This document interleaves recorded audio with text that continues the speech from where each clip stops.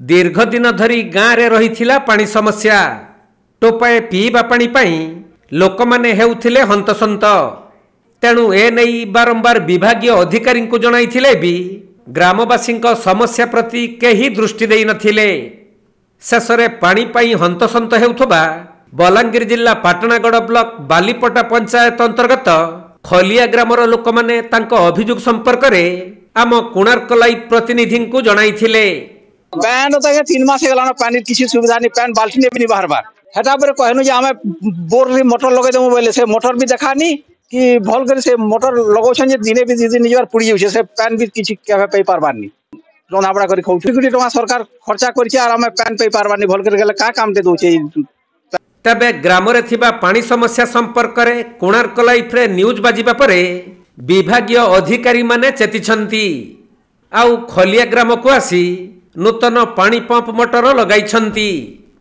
Konark live के पहला तो धन्यवाद देमु आउ कोणार्क लाइव माध्यम रे हमर पानी रो समस्या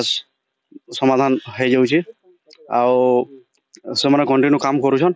आउ कम दिन भीतर समाधान हो जाबा बोले लाउची। जेते बेले प्रशासन अधिकारी को अभियोग करथिले से कोन कहथिले से कहथिले कि हमको किछि गारो कलेक्शन पत्र देके से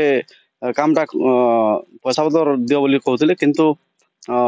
से जिनिसटा कोणार्क लाइव रे समाधान होइछि। आमे बहुत खुश छु ग्रामवासी आउ वर्तमान पानी भी काम भी कंटिन्यू चली छि रिपेयरिंग काम आउ बहुत कम जल्दी हो जाबा बोली कर्तृपक्ष कहजंती।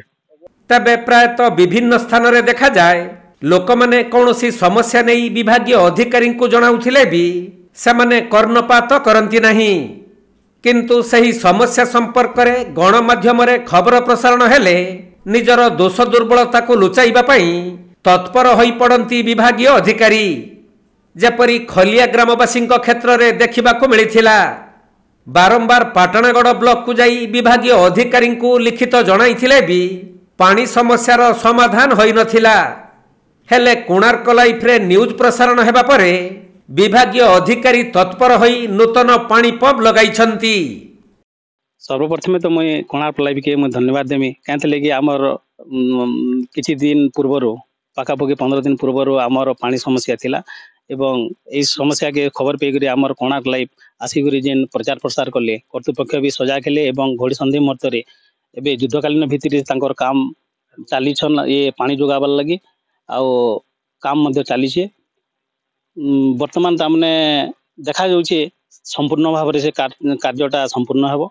एवं जदि से मन पानी व्यवस्थार जदि असंपूर्ण रखिक दियंती ताहेले कोणार्क लाइव को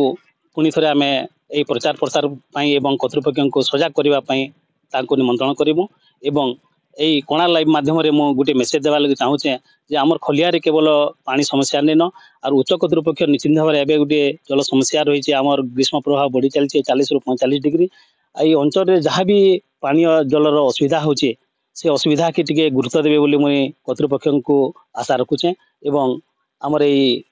कोणार्क लाइव को धन्यवाद अर्पण करछे। नहीं